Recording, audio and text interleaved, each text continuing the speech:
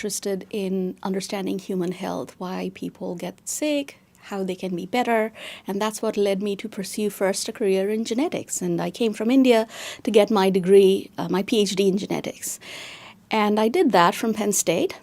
Stayed in a traditional academic career, took a little bit of detour to work in a biotech firm for a while, and I really enjoyed developing something in the lab that was then being used by people later on, to make decisions about their own health. But I stayed in an academic career because I wanted to be a faculty, with my own lab, doing my own research. And I was very successful in doing that. So came to the University of Pittsburgh, got a tenure-track position and my own NIH funding to start a lab.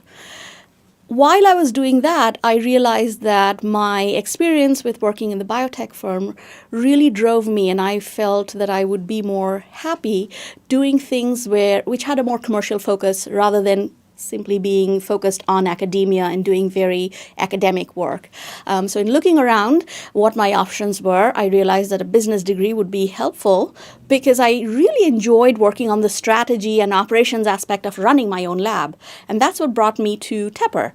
I have a quantitative background. I enjoy doing all the quantitative analyses. So Tepper was the perfect fit for me to bring a lot of my previous skills and learn new skills so that I could ultimately work on projects that help improve human health.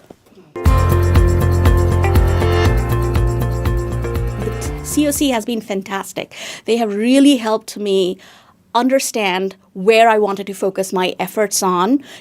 I'm trying to switch industries, moving from academia to industry. This will be my first real industry job, getting out of business school. I worked with the COC counselors, especially Kate, to refine my pitch, think through where I wanted to go to, target specific companies, do the research on those companies, help with the network, who to connect with. Kate helped me connect with a number of people in different companies, and that was instrumental in getting me to where I'm going to be moving post-MBA.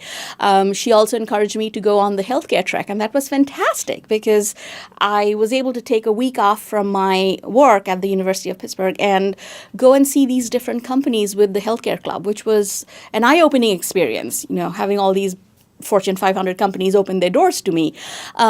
So then coming back, I worked on my resume to better refine it and make it more appropriate for an industry role, to really capture my experience and talk to the companies where I would be a good fit. I'm not the traditional Tepper student, so I had to work in a different way to really understand where I wanted to position myself, how I wanted to position myself.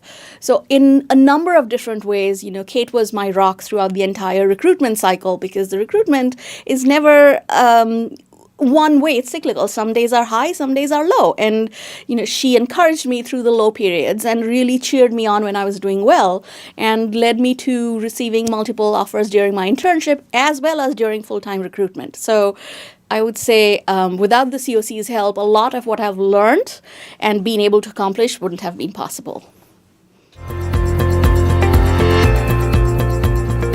My biggest roadblock was internal. I was very focused on finding a position within Pittsburgh. And so I was looking and exploring all the possible ways where I could take my experience and my business training and find a position here. Kate encouraged me to widen my prospects and to look at companies where my experience would add a ton of value.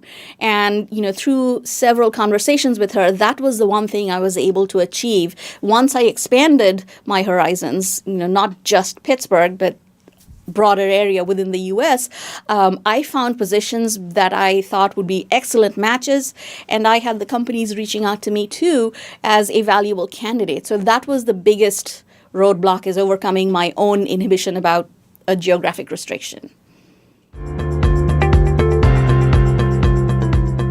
The COC encourages all candidates to take advantage of the big business conferences like National Black, Nashimba, Ramba, and there were sessions that were helping candidates prep for those, attending those events and really networking with companies in those events.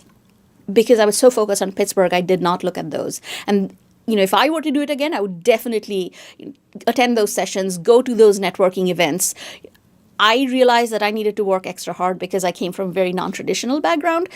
and trying to move into the industry. I think attending those events would have given me a different perspective, a bigger view of what's out there that I could really, go to post MBA, find a good cultural fit, find a place where I could really add value, and not limit myself to a geographic region. So that's one thing I would definitely encourage incoming students to do. Yes, as a part-time student, we come to class in the evenings, and we don't often realize what goes on outside of the classroom. A ton of activities and event goes on through the different clubs that are very rewarding, very educational in nature. And to be able to tap into those resources and activities, you do have to put in some extra effort. Once I started doing that, I think I learned more by attending these events that are outside of the classroom. Those were the networking events that were going on that I really benefited a lot from. So by being able to do that and not just seeing the MBA as only the classroom experience, that makes a big difference. So I would definitely encourage part-time students to take advantage in any shape or form of the other extracurricular activities.